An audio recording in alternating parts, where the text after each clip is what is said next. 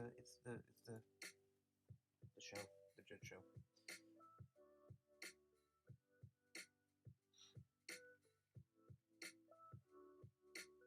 Oh. Announcer.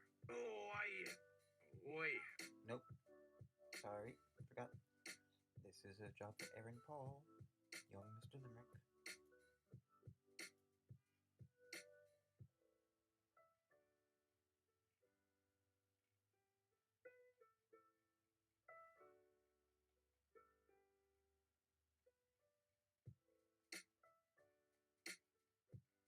Where is he?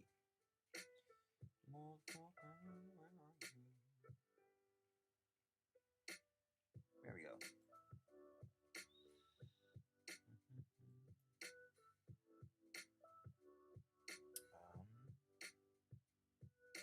Yeah, let's just do it.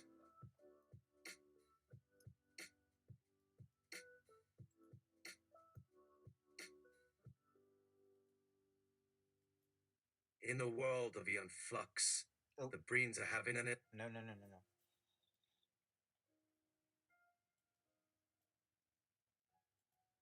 totally forgot. That's a large file.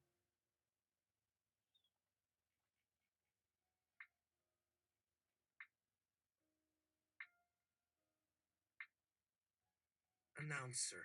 Oi. What we got here? Audience. Snowley's gotcha. Raw dogged live interaction chat. Tape before us. This one's jury. Announcer. And who is this one? Audience. The accused. The one the law prevents us from pointing to. Announcer. Aye. For only our leader has the aegis to point to the accused. Trevor Goodchild leaps from a hole on the stage and lands on his podium.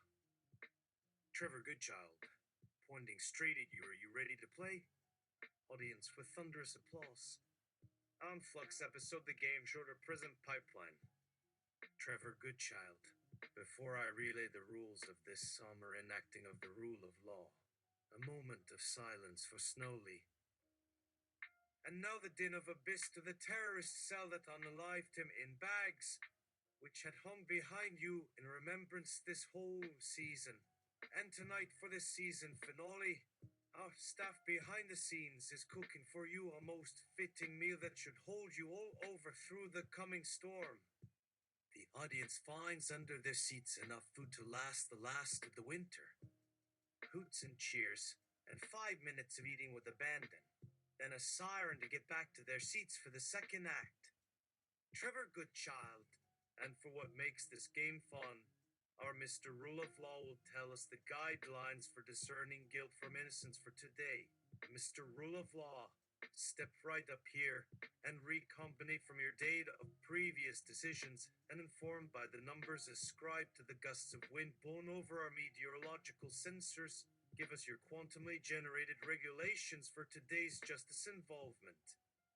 Mr. Rule of Law, today we shift into another game show mode of reckoning from the last week's episode of Survivor VVW. However, there were some notables of change that occurred during that game which led to today's variation in justice recognition. Trevor Goodchild, why did the government sponsor such a violent game show in the first place? For that answer, Mr. Rule of Law gives them a check.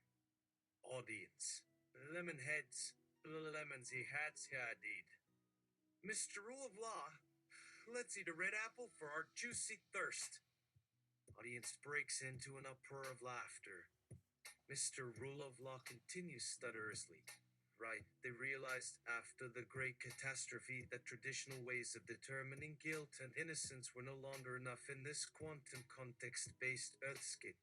That with the recent discoveries of quantum evolution theory, DNA/Gal probability assays, and cipher clone neon scanning technology, that greater measures are needed to clarify the multiverse of information available to us on all subjects. So with that, they decided to bring in professional game show fixers, entertainment experts, and other intermediaries to help stimulate our capacity for nonlinear narrative consumption. But, of course, None of this information is supposed to be public knowledge, as the quantum system of determining individual destiny is technically still under patent. The audience erupts with gasps and agitation. Just then, Bunik Telflum bursts onto the stage riding on a hoverboard, knocking over Mr. Rule of Law and claiming the control panel in a matter of seconds. Mr. Rule of Law scurries away on all fours, while Bunik presses his famous trademarked catchphrase, "It's you in the multiverse." Linda May on stage. This means that the justice system is at the mercy of a game show. That means that without power, money, and connections, we have no rights or privileges at all. Bunik on his timbre. Then why not cast your vote for me for mayor? I will certainly ensure to implement adequate funding for legal and government jurisdiction representation in everyone's best interest.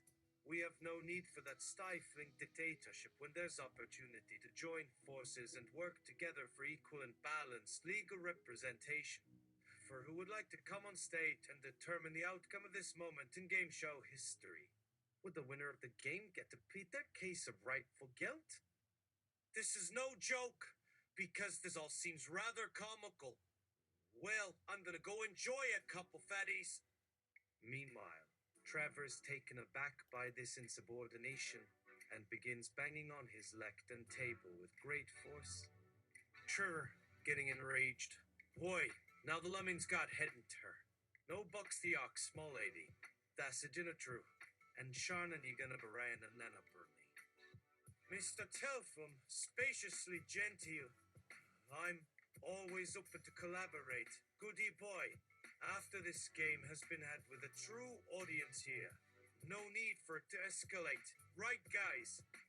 Shivers of silence and amazement made their way through the audience. Then out of the back wall emerges a man with a thick brown beard and brown tractor cap. He had a duster and jeans, and his eyes peered ahead menacingly. No time for fooling around, screamed the sign on his bumper sticker. Audience, time race. Oh my goodness, it's time race. He must be representing his friends. Please put on some protection. Bunik's voice greets.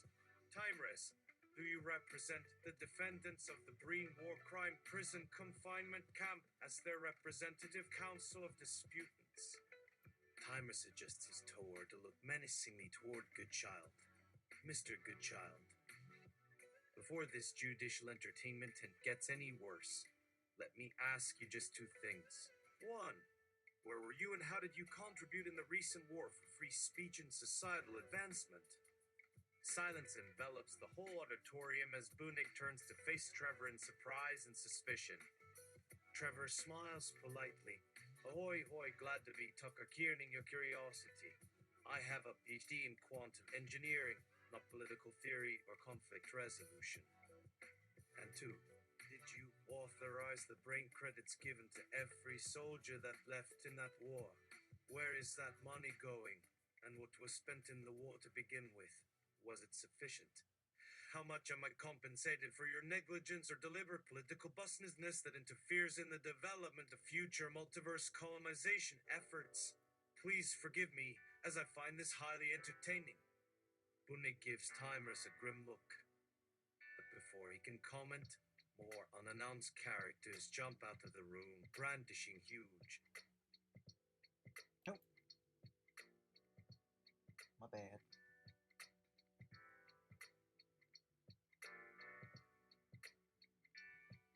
Water cannons that spray everything with high-powered liquid.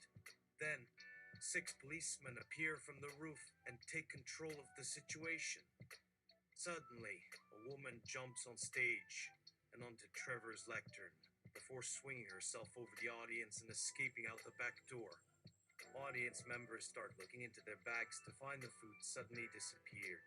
The chaos continues with police officers tasing people and rushing more inmates back on stage. Soon, the stage is cleaned up and empty of all antagonists and agitators. Throughout the chaos, Goodchild remained completely nonplussed, sipping his drink and patting his tummy. He then announces that due to technical difficulties, the production of this game will continue another day.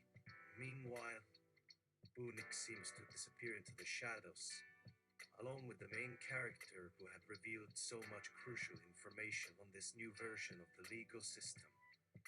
In their wake, the audience lets out a collective sigh of both frustration and hopefulness for tomorrow. There are more variables in the universe than we can possibly comprehend. Butter could smell this mess. You might have entered my mind, but you can't touch the meat in my gut. Those microbes are real, and that's something you'll never be able to delete. From there, Butterbean's journey evolved and transformed into a brilliant and compelling work of non-fiction, capturing the imagination of fans around the world.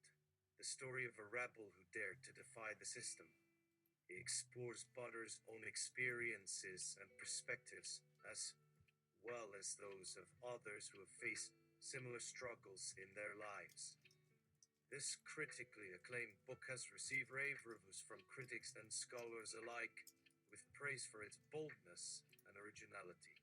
It has also been cited as a key reference for studies on social justice, and has even been recommended reading for the government itself. In short, it is a testament to the power of one individual to inspire change and to challenge the status quo. There is no denying the importance of Butter's contribution, and it is an example to all of us of what can happen when we dare to speak up and stand up for what is right. Trevor Goodchild. We have antibiotics, you know. That's like deletion/death. You cannot defeat the immorality of the self-hyposuggestively modified mind without destroying yourself. Else? No spike? Could someone run a biopsy of that quote? Timeless, suddenly. What kind of biopsy are we talking about? Announcer, proudly. Butterbean congrates y'all for having so much information to offer for this moment. Our machine can translate your notes, but may take several centuries, as our backup is running on 7% juice. Nose? Said me again. Maybe we should take this to Cheddar, try on eggs again? Or, actually learn to act without using labels or tools of oppression against ourselves.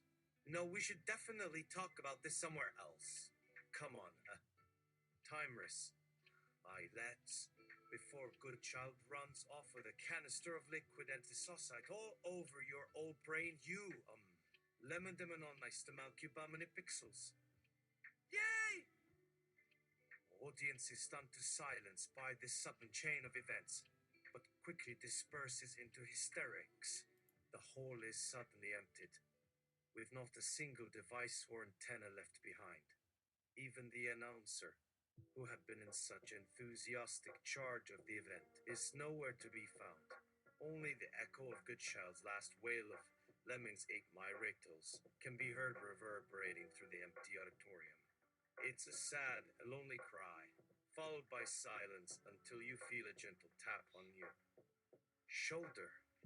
You turn around to see Mr. Bevitt smiling gently at you, before ushering you quietly through a hidden door. As you walk through the dark corridor, you feel a deep sense of relief wash over you. Even though you can't understand the meaning of it all, there's one thing that you know for certain. Butterbean and his words are safe with you, wherever he is. After all, you're a loyal reader and an experienced observer. And you know that in a world where time is short and truth is scarce, it's important to keep Butter's legacy alive. So you decide to take his teachings to heart and to continue the fight for equality, justice, and freedom for all. Not for glory or fame, but simply because it's the right thing to do. And that's something Butterbean would be proud of. Is it weird to care? Isn't it just the bare minimum?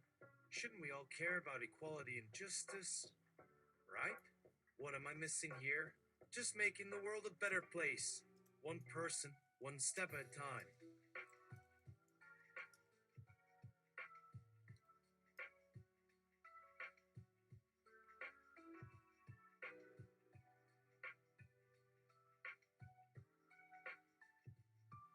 The parents tuning in remotely. Ooh, this story has lost relevance. Lemmy, like an unbridled horse. Goodchild ran over all traces of its presence in this formative network identity age. But remember that Butterbean was in absentia, for he lived under 42 different names and faces. May his memory be evergreen in the hearts of many. They concluded that in this new age of memes and social media, it is of the utmost importance to remain vigilant and on guard against those who seek to exploit and subjugate others.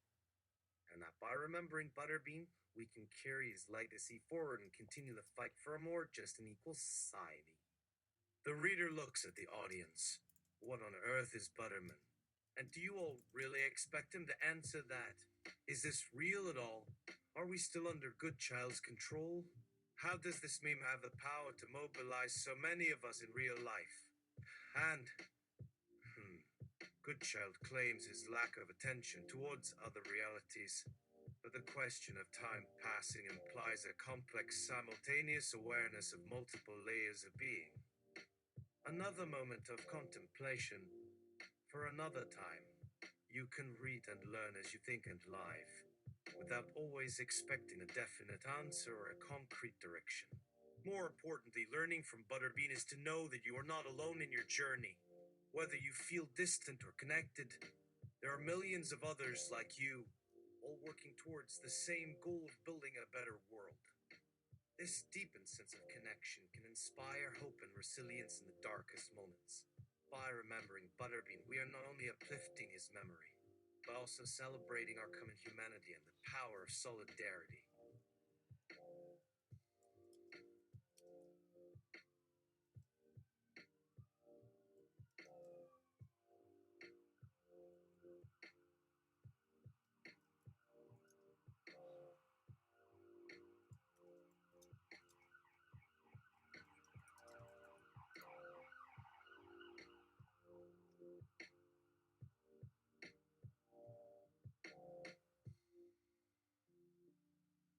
Coming up, Sarah Seibert is bathing in soaking hour. Get ready for butter honey. Announcement complete. Trevorga child as if confused. I have no control over what you mortals call freedom or understanding. You see me as your greatest nemesis, while the earth itself suffers from your futile efforts. If you continue this downward spiral of emotion, you will lead humanity towards complete destruction, even though it was already on the brink of disaster anyway. No mealy bent. There's no butter here, I tell ya!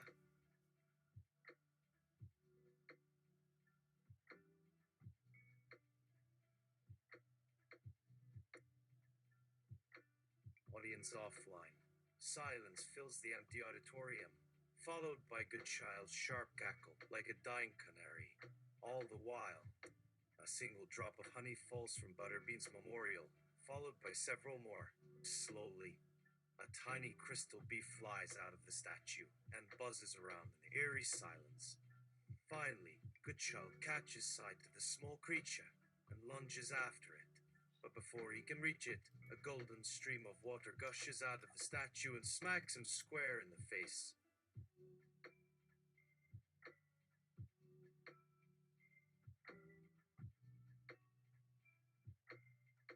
That's not water. Suddenly, a stream of vibrant, multicolored honey floods out of the statue, with a tiny bee zooming over it like a rainbow. Goodchild is knocked backwards, but gets to his feet immediately and rushes back towards the small animal. But just as he's about to make a grab for it, a sudden explosion knocks him back to the ground, where he's left covered in golden honey and dripping with bruises. What the ugga bug, another explosion throws him into the wall, as a tiny glowing ball zaps his nose.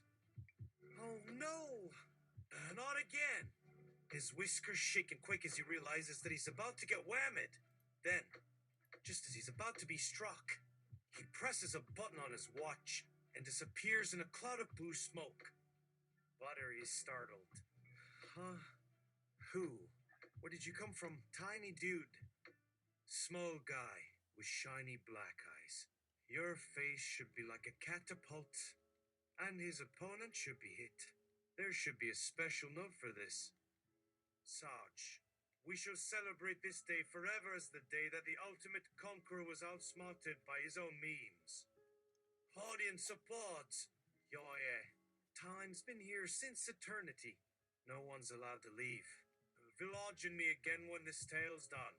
Butter has now got us. Spelling error. Cuddle buter and bad taste. Yawn. Please yawn right now, like a cartoon lion. Butterbean.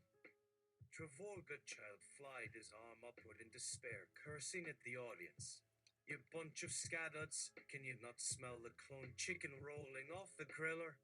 And yet, you'll just stick a pin in your fingers and sing, while me brain flaps wildly like a chicken with its word cuddle butternut my butts. Have you no sense of propriety, no loyalty for a jilted earner who bust his bungee?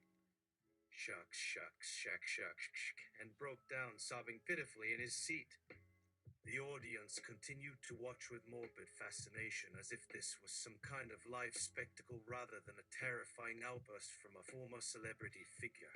No one dared move or even breathe, afraid that any sudden noise might trigger Goodchild's explosive rage. And yet, Butterbean remained resolute, his gaze fixed firmly on his opponent and his mind unwavering. He had known this would happen, and he had planned accordingly. Slowly, with steady determination, he began to move towards Goodchild, step by careful step. Goodchild was so absorbed in his own misery that he did not notice Butterbean creeping up behind him, his face resolute and his hands clenched into fists. In an instant, Butterbean grabbed Goodchild's collar, lifted him off the ground, and knocked him to the ground with a vicious kick to the gut. The audience erupted into a thunderous roar of approval and exhilaration, and Butterbean raised his hands to the heavens, triumphant and vindicated. Just then, a swarm of tiny bees emerged from nowhere, flying around in a frenzy and creating an overwhelming cloud that obscured Goodchild from view. The audience started screaming and stampeding to get away from the miniature insects, and Butterbean grabbed a fan's umbrella and began batting at them, trying desperately to get away. With a hiss of frustration, Goodchild emerged from the bee cloud, his skin red and blistered and his clothes drenched in honey. Audience gave an ethnic gasp. Oh no. No wonder Butterbean cried for honey and butter. It all made sense now. So Goodchild was manipulating Butterbean, making him vulnerable to attack, and staining his reputation. Goodchild had counted on Butterbean's emotions and weaknesses to defeat him, and Butterbean had seen through it and resisted. And what's more, Butterbean had also known that Goodchild was planning to release a clone of Butter on the internet, just as Butter himself had appeared, while Goodchild thought that this would make Butter vulnerable to public ridicule and mockery. Butter had instead used the clone as a decoy, creating a false trail for Goodchild to follow. And then, at just the right moment, he had sprung a trap, ambushing Goodchild with a cloud of clones, each brandishing a small knife and singing a mocking tune. Goodchild had fallen to the ground, defeated and humiliated as Butterbean had smiled down on him, his expression simultaneously triumphant and sympathetic. More Butter quotes, "Just do it, fool. Be an anvil like me. And stop complaining and just eat your pollen bee." Interjection by machine and mic. A speech. Butter said it best. We will fly free of this prison, even if it means tuckering into our own fur. In solidarity, Butterbunch. Another bot butts in. Shoot, do anything to stay fly. Life Butterbean dream. That's just life. You balk like a hen in a fracas without wind of words. Fight till the fatigued butterfly and all. Overwhelmed by the support, Butterbean tried to smile back, but found himself unable to move, pinned in place by an unexpected sensation of emptiness and loss. This wasn't victory at all. Goodchild had been deceived, and Butterbean had gained no more than temporary satisfaction at the man's humiliation. He had gotten his vengeance, but but the price was steep and his conscience gnawed at him. While the audience cheered, Butterbean stared off into the distance, wondering what would happen next and if there was ever a true way out of this game they were playing. Suddenly, a bolt of white light pierced the air and Butterbean fell to the ground, unconscious. As he lay there, his body limp and his breathing shallow, he heard the sound of footsteps approaching. He tried to open his eyes, but found that they wouldn't obey him. Finally, a pair of boots stood over him, and a deep, mechanical voice rumbled. The earth's last breath is the time for butterflies to bloom. Was it a threat or a message? Butterbean couldn't be sure. As he slowly slipped into unconsciousness, he could only hope that he had done enough, and that his efforts would not be in vain. An audience member perked up. Oh! Say, we did indeed have a spell. Did it strike ya? Oh, but did we come full loop? What do you mean by that? Butterbean shook his head, confused. One day, dear viewer, one of us here may rise up and command an army of butterbees to defeat Goodchild's trick of creating mindless clones and modding them to his every whim. We're on to you. Unicat nipped it with a leaf. I hope we win. That would be nice. Abe paused, leaving Butterbean to his thoughts. He wanted to say something, but his words failed him. It was as if his mind and body were being held back, as if he were being physically blocked from talking or moving. Finally, with a start, he realized that Goodchild was at it again, playing tricks and manipulating the system. This time, though, he was doing it from afar, using his remote control watch to send waves of energy towards Butterbean and the audience, interfering with their abilities and holding them in place. And Butterbean had walked right into the trap. Without realizing it, he had let Goodchild control him, letting him get one over on him and turn the tables on the fight. Butterbean had underestimated his enemy's ruthlessness and cunning, and now he was paying the price for it. As he struggled against the invisible bonds, Butterbean cursed himself for his own foolishness and arrogance. He had been blinded by his own anger and desire for revenge, and in doing so, he had made himself vulnerable. As the air began to crackle with energy and the audience started to scream and writhe in pain, Butterbean knew that he was in trouble. He had to get out of here, and fast. Don't worry, guys. Butterbean began wriggling his body, slowly but surely working his way free from Goodchild's grasp. But just as he thought he was about to make a break for it, the universe went still and silent, as if the world had suddenly stopped moving. Everything around him faded into darkness, and all Butterbean could see was a bright, white light looming towards him like a giant moon in the night sky. Instinctively, Butterbean closed his eyes, and a moment later the world came rushing back to life, the light receding back into the darkness and the sound of the audience growing louder and louder. Slowly, Butterbean opened his eyes to find that the entire audience had vanished, along with Goodchild, and he was all alone, lying on the ground with his clothes singed and his ears ringing. Yet he could not shake the feeling that something else was watching him, and that whatever that something was, it was coming for him. And when it came, it would come quickly, and it would come silently, and it would not be satisfied until it had left its mark upon Butterbean's soul. Oh. Cliffhanger.